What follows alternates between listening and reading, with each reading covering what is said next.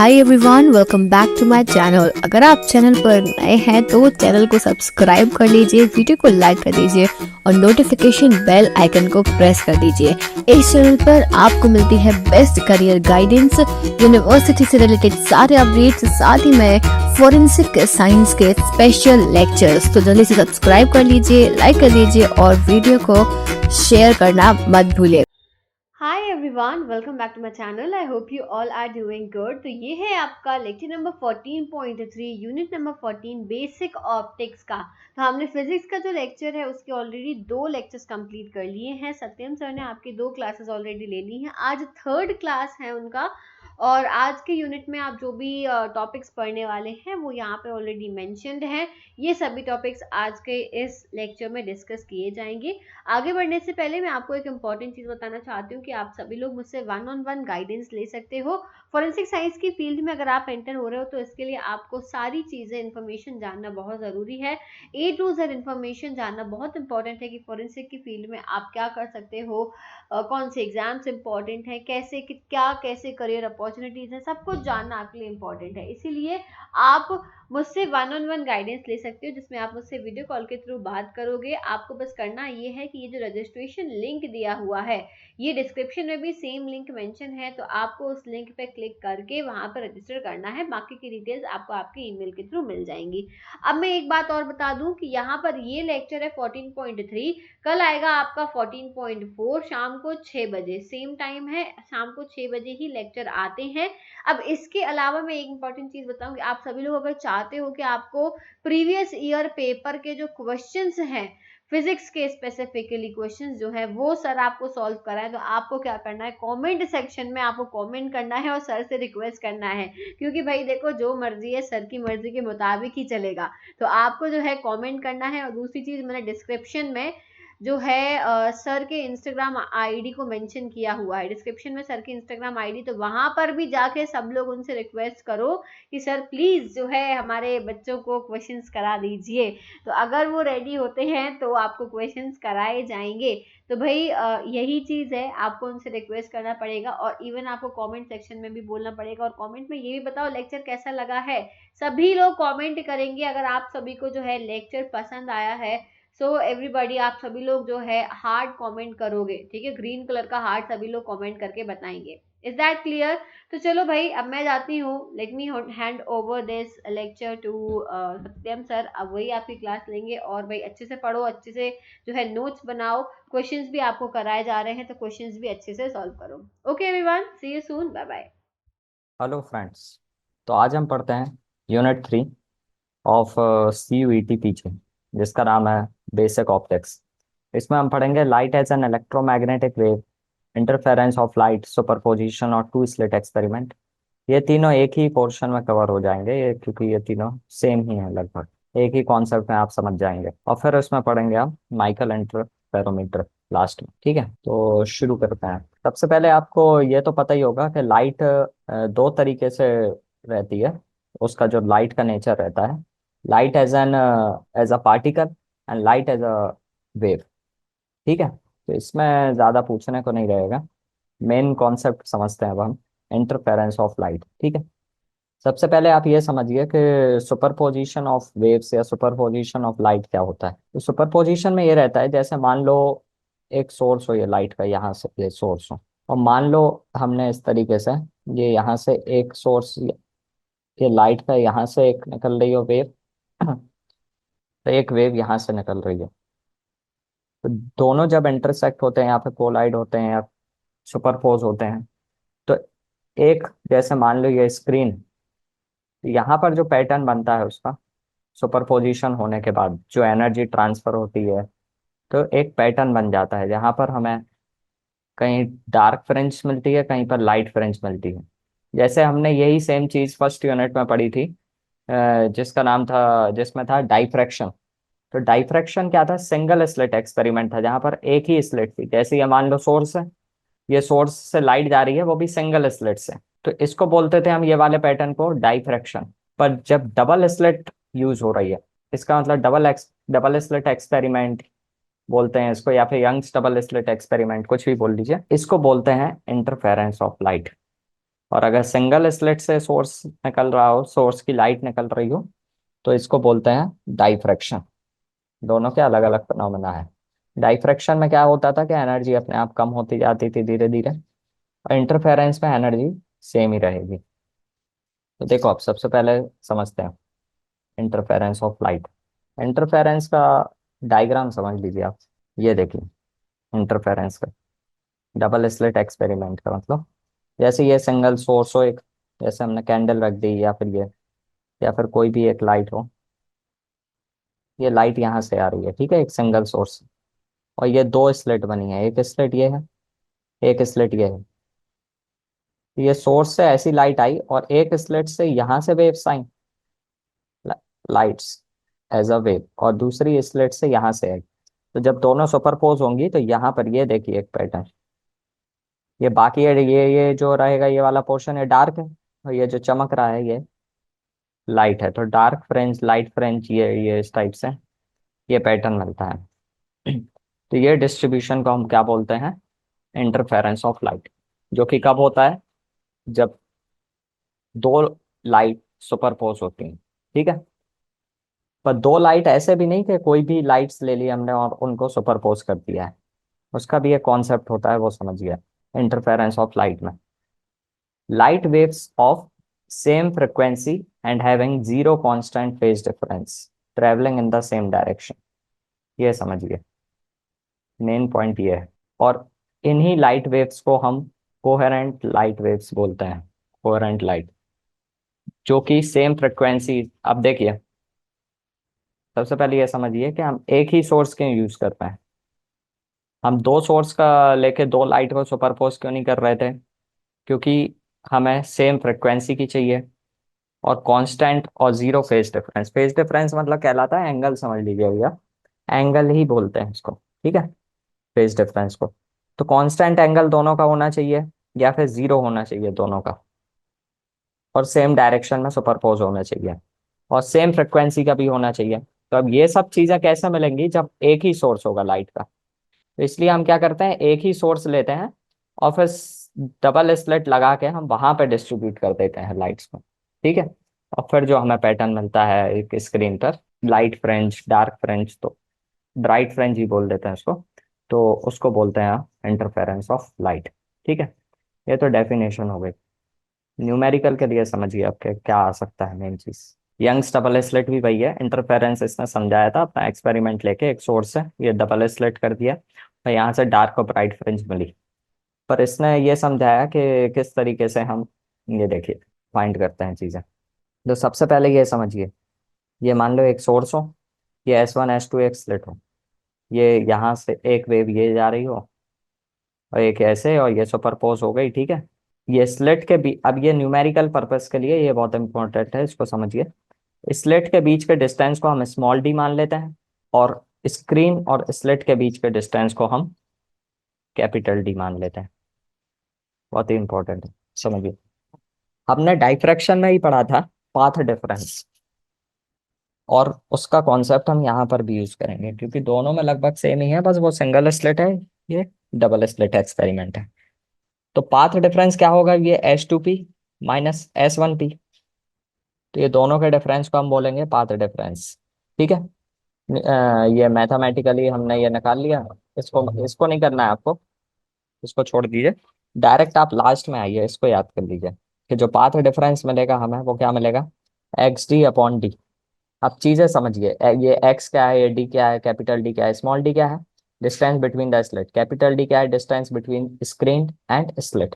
अब ये x क्या है? ये मान लो ये सेंटर है, ये सोर्स से ये सेंटर O बना दिया हमने ये, ठीक है। तो ये सेंटर O है।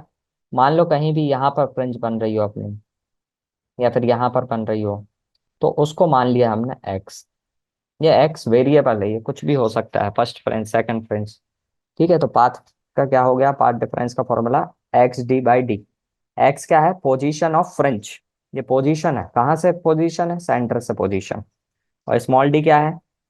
Distance between the slit. और कैपिटल D क्या है? Distance between slit and screen. तो ये देखिए, अब आगे देखिए। तो पाथ डिफरेंस का हमें फॉर्मूला मिल गया XD/D। ये नहीं आएगा क्योंकि अब हमें एक्स तो पता ही नहीं है ना, ये तो एक्स तो वेरिएबल है, ये बाकी चीजें हमें पता है। अब देखो, पोजीशन ऑफ ब्राइट फ्रिंजेस के लिए, कंस्ट्रक्टिव इंटरफेरेंस के लिए क्या होता है, और डिस्ट्रक्टिव इंटरफेरेंस क्या होता है, ये दो कॉन्सेप्ट समझिए। कंडीशंस फॉर इंटरफेरेंस, देखो अब दो वेव्स निकल रही थी, जैसे हमारा मान लो ये सोर्स है एक, यहाँ से लाइट निकल रही है, ठीक है, और ये दो स्लिट हमने बना दी इस टाइप से, तो एक लाइट वेव यहाँ से आएगी, एक लाइट वेव यहाँ से निकलेगी इस तरीके से, और फिर यहाँ पर हमें एक पैटर्न मिलेगा, ठीक है, ये दोनों सुपरपोज हो जाएंगे। अब क्या होगा, मान लो इस लाइट वेव का एक एक्सप्रेशन हो, और दूसरे लाइट वेव का भी एक एक्सप्रेशन हो, और ये एक्सप्रेशन जो है ये वेव की तरह यूज करते हैं, मतलब ये लाइट कैसा है एज अ वेव, तो उसके लिए ये एक्सप्रेशन होता है, ठीक है। अभी इसको याद मत करिए, बस समझ लीजिए कैसे आए, ये भी मैंने नहीं सोचिए ये, क्योंकि ये मैथमेटिकली डेरिवेशन रहते हैं ये कुछ, तो वो अभी नहीं समझ पाएंगे आप बस बेसिक चीजें समझिए। y1 equal to a1 sine omega t, और y2 equal to a2 sine omega T plus five क्यों कर दिया, मान लो इनके बीच में कुछ कांस्टेंट फेज डिफरेंस है, फेज डिफरेंस मतलब दोनों के बीच में कुछ एंगल का डिफरेंस हो, अगर फेज डिफरेंस जीरो हो तो ये फाई की वैल्यू जीरो हो जाएगी, ठीक है, तो वो न्यूमेरिकल में दिया रहेगा। ये दोनों को अभी याद मत करिए, तो अभी क्या हो रहा है, ये एक वेव की इक्वेशन रहती है दूसरी वेव की मान लो ये है, ये A1 A2 क्या है, एम्पलीट्यूड है, और साइन के फॉर्मेशन में रहती है, ठीक है, वेव्स कोई भी है इस टाइप से, ये कॉस के फॉर्मेशन में भी रहती है, पर ज्यादातर हम साइन में लेते हैं। ये सुपरपोज होंगी, सुपरपोजिशन में क्या रहता है कि दोनों का सम कर देंगे हम, पर कौन सा सम करेंगे, ऐसा नॉर्मल सम नहीं रहता है, वेक्टर सम रहता है, ठीक है, इसलिए y1 plus y2, exam purpose के लिए ये इंपॉर्टेंट है, ये समझ लीजिए अब जो आगे आ रहा है। तो y1 प्लस वाई टू करा हमने, a1 sine omega T plus a2 sine omega T plus phi, ये sine omega T plus phi को हमने ये इस तरीके से मैथमेटिकल वो लगा के खोल लिया इसको। फिर इसका लास्ट एक्सप्रेशन समझिए अब डायरेक्ट, कि इस पूरे डेरिवेशन से हमें एक चीज मिली, एम्पलीट्यूड का फॉर्मूला। अब हो क्या रहा था, जैसे ये वेव है एक, और ये दूसरी वेव है, ये दोनों सुपरपोज करके ऐसे एक वेव बना रही है, तो इसका एम्पलीट्यूड A1 है और इसका एम्पलीट्यूड A2 है, तो इसका एम्पलीट्यूड कितना होगा वो फाइंड करने के लिए ये फॉर्मूला इंपॉर्टेंट है। तो उसका एम्पलीट्यूड के लिए ये A square equal to A1 square plus A2 square plus 2A1 A2 cos phi होता है, ये एक्सप्रेशन मिला। तो अब इसमें से करना क्या क्या है हमें ये समझिए, इंटरफेरेंस ऑफ लाइट में क्या हो रहा है, दो सोर्स से लाइट जा रही है, दोनों सुपरपोज हो रही हैं, तो उस जो सुपरपोजिशन ऑफ वेव मिली उसका एक्सप्रेशन ये है, A square equal to A1 square plus A2 square plus 2A1 A2 cos phi. Phi क्या है, फेज डिफरेंस। और इंटेंसिटी, जैसे इंटेंसिटी ऑफ वेव, अब जैसे यहाँ पर एम्पलीट्यूड तो समझ लिया हमने, अब इंटेंसिटी ऑफ लाइट क्या होगी, तो इंटेंसिटी जो रहती है वो डायरेक्टली प्रोपोर्शनल टू रहती है एम्पलीट्यूड के स्क्वायर से, तो कांस्टेंट लगा दिया वहां पर। तो इसका मतलब ये ए स्क्वायर वगैरह जो लिखे थे ना, इसकी जगह अपन आई भी लिख सकते हैं, तो एक फॉर्मूला ये मिल गया अपन को। ये दोनों फॉर्मूले आपको याद रखने, एक ही फॉर्मूला याद रख लो आप, तो ये वाला, कि जो जो सुपर पोजिशन होने के बाद वेव का जो एम्पलीट्यूड रहेगा वो क्या रहेगा, उस स्क्वायर के बराबर A1 square plus A2 square plus 2A1 A2 cos five. तो अब देखिए सुपर पोजिशन हो रहे हैं, तो दो वेव मिलेगी, एक ब्राइट फ्रिंज एक डार्क फ्रिंज। तो ब्राइट फ्रिंज वाले को हम क्या बोलते हैं कि कंस्ट्रक्टिव इंटरफेरेंस हो गया, ये डाइफ्रैक्शन में ही चीज समझी थी हमने, कंस्ट्रक्टिव हुआ, मतलब दोनों एक ही उसमें थे, जैसे मान लो ये एक वेव हो ऊपर, तो ये भी ऊपर ही हो, ठीक है, तो दोनों का फेज डिफरेंस पॉजिटिव था, तो इसलिए ये दोनों कंस्ट्रक्टिवली इंटरफेयर हुए, तो इसका मतलब है कि प्लस में ही हमें दोनों का मिलके ये वेव मिल गई, ठीक है। और डिस्ट्रक्टिव में क्या होता है, ये वाली ऐसे नीचे वाली वेव और ये ऊपर वाली वेव, तो दोनों के बीच का फेज डिफरेंस जो रहेगा वो कुछ और रहेगा, तो ये दोनों कैंसिल हो जाएंगे, तो हमें फेज ही वो वेव ही नहीं मिलेगी। इसका मतलब तब कौन सा बनता है, डिस्ट्रक्टिव इंटरफेरेंस, ठीक है, डार्क। तो आप समझिए ये कॉस फाई पर ही मेन डिपेंड करता है कि हमें डिस्ट्रक्टिव मिलेगा कि कंस्ट्रक्टिव मिलेगा। अब ये समझो, ये कॉस फाई की वैल्यू अगर हम प्लस में रहे, मान लो +1, तो ये पूरा क्या बन जाएगा तुम्हारा, A1 square plus A2 square plus 2A1 A2, तो ये एक फॉर्मूला मिल गया हमें क्या, A1 प्लस A2 का होल स्क्वायर। तो ए की वैल्यू क्या हो गई, स्क्वायर स्क्वायर कट गए, ए की वैल्यू हो गई A1 प्लस A2। ठीक है, तो ये A1 प्लस A2 मतलब दोनों का एडिशन होके हमें एक जो सुपरपोज वेव मिली, वो दोनों का A1 प्लस A2 हो गए, उनका जो एम्पलीट्यूड था। इसका मतलब दोनों के एम्पलीट्यूड को मिला के एक बड़ा एम्पलीट्यूड मिल गया यहाँ पर। ठीक है, रिजल्टेंट में। तो ये क्या अपने आप ही समझ में आ गया कि ये हो गया कंस्ट्रक्टिव इंटरफेरेंस। और डिस्ट्रक्टिव के लिए क्या होगा, कॉस फाई की वैल्यू जो रहेगी वो रहेगी -1। ये हो गया A1 square plus A2 square -2 A1 A2। ये क्या हो गया, A1 - A2 का whole square, square square cut गया, तो ए की वैल्यू क्या हो गई, A1 - A2। तो इसका मतलब माइनस में हो रहा है, दोनों का डिफरेंस निकाल के हो रहा है।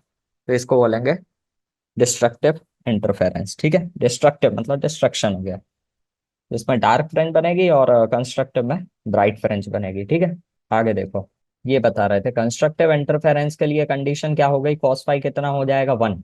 अब 1 कब होता है, 0, 2 पाई, 4 पाई। ठीक है, अब एक फॉर्मूला समझिए आप, जो फेज डिफरेंस का फॉर्मूला होता है इक्वल टू, इसको याद कर लेना, इंपॉर्टेंट है थोड़ा, 2 पाई/λ × p।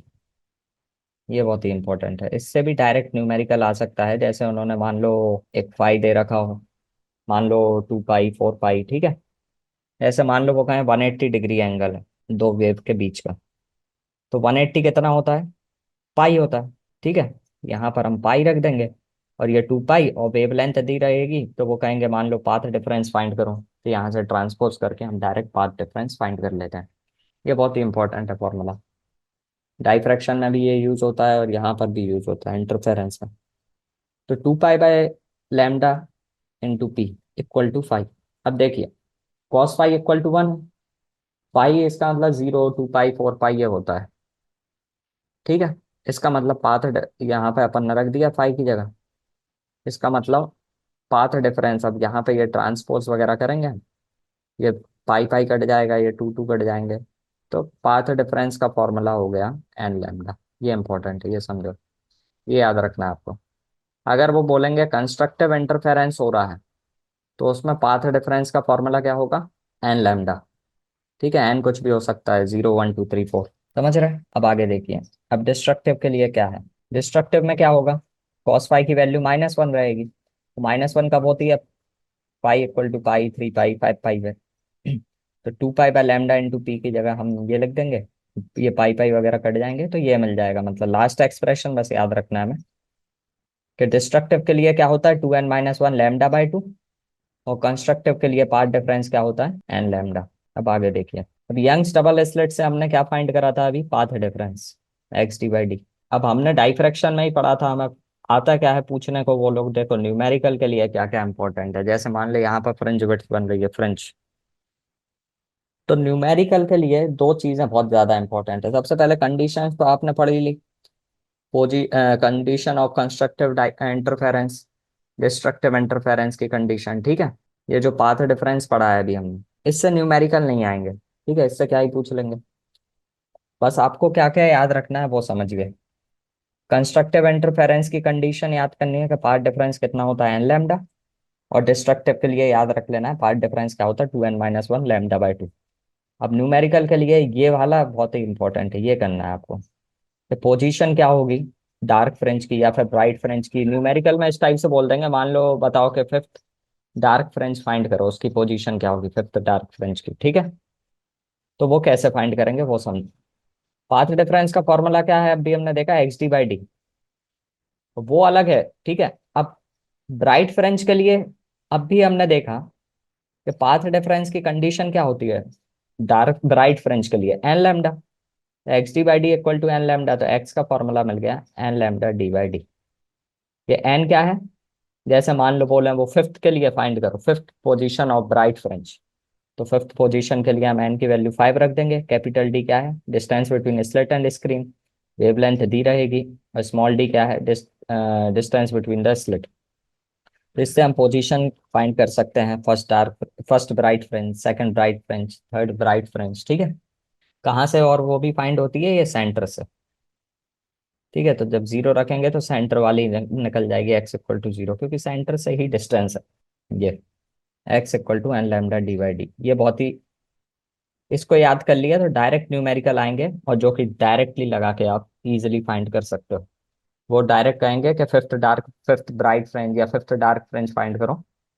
तो ब्राइट फ्रेंज जब भी आएगा तो ये वाला लगाना है। आगे देखो, इसी तरीके से यहाँ पर ब्राइट फ्रेंज में हमने P equal to n lambda लिया था। डार्क फ्रेंच के लिए डार्क फ्रेंच वाला ले लेंगे हम, ठीक है। डार्क फ्रेंच वाला क्या था? Path difference 2n-1 lambda by two, x D by D के इक्वल। फिर डायरेक्ट ये याद कर लो आप, एक्स का फॉर्मूला क्या हो गया? 2n-1 lambda D by two D है। तो यहाँ पर एन की वैल्यू रख दोगे आप, ऐसे एन की वैल्यू 1 रखी, 2 रखी, तो उससे first dark French, second dark French, मान लो एन की वैल्यू 1 रखी, तो lambda D by two D, ये फर्स्ट डार्क फ्रेंच के लिए। Lambda D by 3/2 lambda D by D, ये क्या हो जाएगा? सेकंड डार्क फ्रेंच, ठीक है। तो अब ये लैम्डा डी और डी ये दिए रहेंगे, एन की वैल्यू तुम लगा लो, जैसे हमने बोला सेकंड, तो सेकंड के लिए एन की वैल्यू 2 रख दो, थर्ड के लिए 3 रख दो। तो ये डायरेक्ट न्यूमेरिकल इससे आ जाते हैं, और जो आराम से कर भी सकते हैं। तीन चीजें पूछते हैं इंटरफेरेंस में। एक तो हमने position of dark fringe find कर ली, position of bright fringe find कर ली, ये दो चीजें हो गई। तीसरी चीज पूछते हैं, जैसे ये पैटर्न बन रहा है, मान लो ये विड्थ, ये फ्रेंच है, ठीक है। पोजीशन तो पूछ ही लेते हैं। तीसरी चीज है ये विड्थ कितनी है। जैसे मान लो उनने पूछ लिया विड्थ बताओ फ्रेंच की, डार्क फ्रेंच की विड्थ कितनी होगी? सबकी विड्थ तो सेम ही रहती है, जैसे डार्क फ्रेंच की सारे की सेम रहेगी, और सारी ब्राइट फ्रेंच की एक सी विड्थ रहेगी। तो विड्थ ऑफ डार्क फ्रेंच, ये हमने डाइफ्रैक्शन में ही बताया था कि डार्क फ्रेंच फाइंड करने के लिए, ऐसे मान लो ये डार्क फ्रेंच है, यहाँ पर रहेगी ब्राइट फ्रेंच, ये भी ब्राइट फ्रेंच, तो ये दोनों के, ये मान लो ये पोजीशन हो, ये मान लो सेंटर से निकालना है। ये वाले की पोजीशन हमने फाइंड कर ली, और ये वाले की पोजीशन फाइंड कर ली, और दोनों को माइनस कर दिया, तो ये डिस्टेंस मिल गया ना तुम्हें, विड्थ, ठीक है। तो डार्क फ्रेंच के लिए किसको माइनस करोगे तुम? उनके आजू बाजू कौन रहती है? ब्राइट। तो ब्राइट फ्रेंच की माइनस कर दोगे पोजीशन, ब्राइट। अब वो भी कॉन्जेक्टिव, जैसे एक्स एन ले लिया एक पोजीशन, और XN-1 ले लिया उसके नीचे वाली पोजीशन। अब भी हमने देखा फॉर्मूला उसका क्या होता है, n lambda D by D, और n-1 के लिए n-1 D lambda D by D. ये याद कर लो आप तो सीधा, लैम्डा डी बाई डी। और ये इंपॉर्टेंट याद रखना कि ऊपर डी कौन सा रहेगा, नीचे डी कौन सा रहेगा, कंफ्यूज नहीं होना है। ये ऊपर वाला जो कैपिटल डी होता है वो डिस्टेंस रहता है स्लिट और स्क्रीन का, और ये जो स्मॉल डी रहता है ये डिस्टेंस बिटवीन द स्लिट होता है, ठीक है।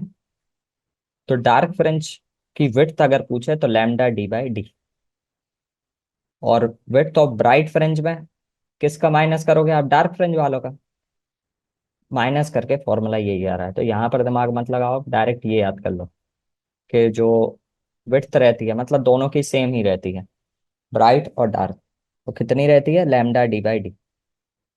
तो न्यूमेरिकल के लिए क्या क्या कर लिया हमने? Position of dark French, position of bright French, और विड्थ ऑफ डार्क या फिर ब्राइट फ्रेंच, ठीक है। बहुत ही इंपॉर्टेंट है, ये तीन चीज कर लीजिए, न्यूमेरिकल में डायरेक्ट देखने को मिलेगी। ये देखो अब ये न्यूमेरिकल है किस टाइप से, fringe width in a Young's double slit interference pattern, वही है मतलब। फ्रिंज विड्थ कितना दे रखा है, इसका मतलब बीटा दे रखा है इन्होंने। फ्रिंज विड्थ, पोजीशन नहीं बोली है, फ्रिंज विड्थ बोली है। बहुत ही छोटी रहती है तो मीटर जो है ना वो 10 टू द पावर समथिंग रहेगा, 10 टू द पावर -4। काय में है यूनिट? मीटर में। When red light of wavelength 64 angstrom, angstrom को मीटर में कन्वर्ट करना आना चाहिए आपको। देखते हैं यहाँ पर जरूरत है कि नहीं, पर बाकी आना चाहिए। 6400 angstrom, by how much will it change A blue light of wavelength 4000 angstrom is used. इसका मतलब पैटर्न तो वही है, डबल स्लिट इंटरफेरेंस पैटर्न, मतलब जो तुम्हारा डी रहेगा या फिर स्मॉल डी रहेगा वो सब तो सेम ही है दोनों में। बस वो ये पूछ रहे हैं कि एक हमने ब्लू यूज कर ली और एक हमने रेड यूज कर ली, तो दोनों में जो फ्रिंज विड्थ का डिफरेंस रहेगा वो कितना रहेगा, ठीक है। तो बीटा 1, इसको लैम्डा 1 मान लो।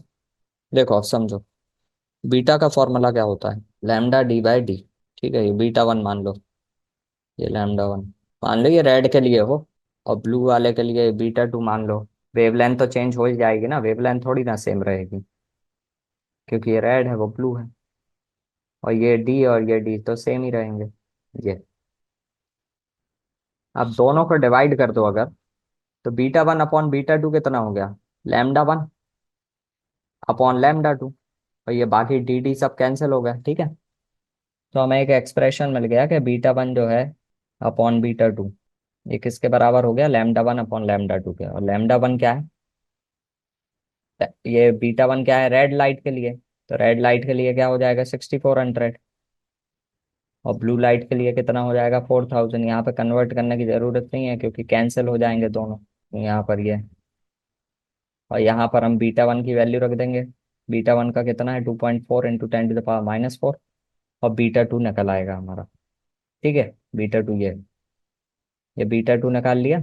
फिर ये लोग पूछ रहे हैं हाउ मच चेंज, तो चेंज पूछ रहे हैं विड्थ का। तो चेंज के लिए क्या, एक की विड्थ ये है, दूसरी विड्थ ये है, दोनों को माइनस कर दो, माइनस करके ये आंसर निकल आए, ठीक है।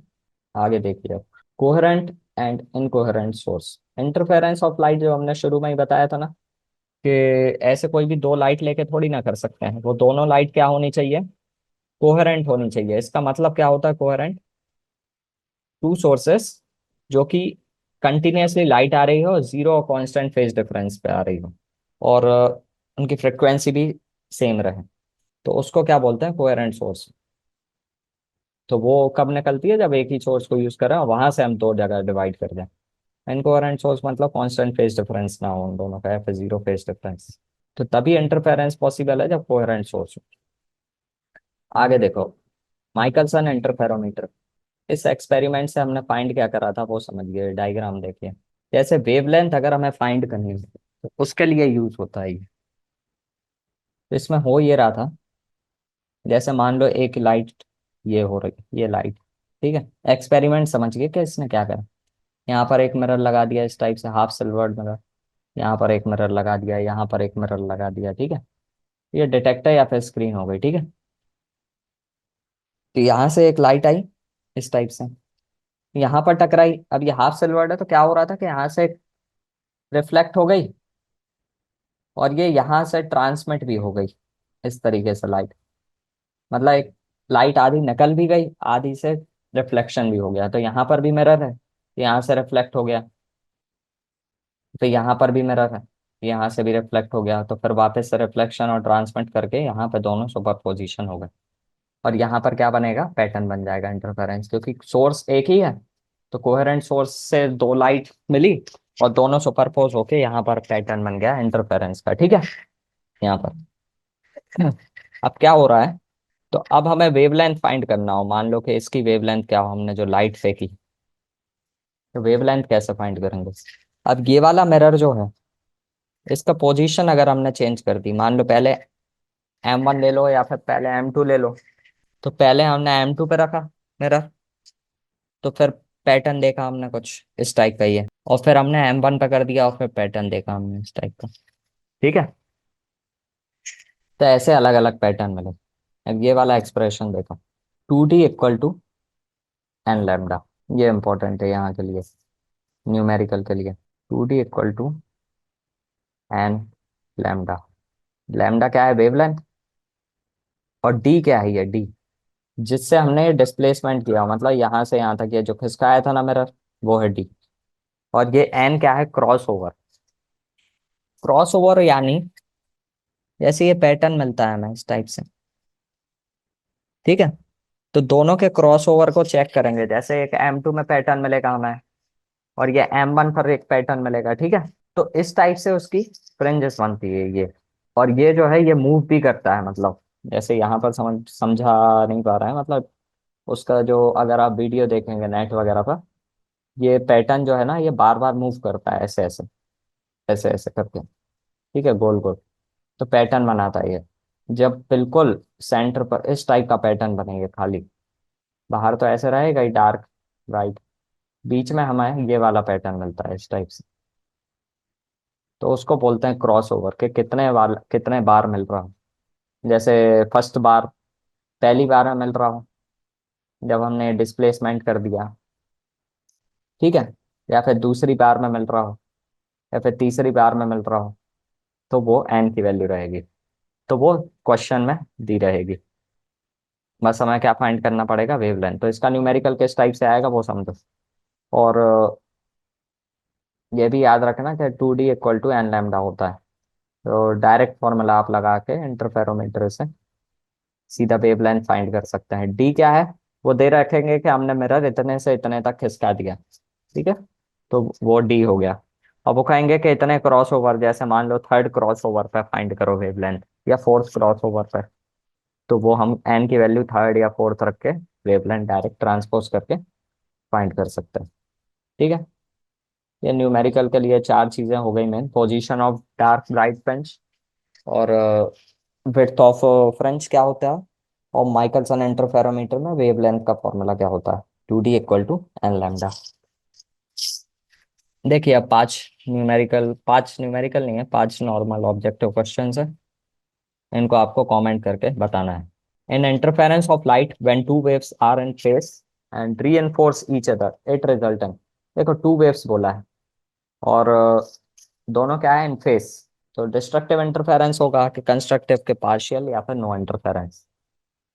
और सिंगल स्लिट अगर बोलते हैं तो क्या बन जाता है, वो डाइफ्रैक्शन के लिए होता। Which phenomena demonstrate the wave nature of light by producing alternative bright and dark fringe, तो डार्क और ब्राइट फ्रिंज बन रही है, ठीक है, तो क्या कौन सा मिलेगा, reflection, refraction, two slit interference या फिर डाइफ्रैक्शन।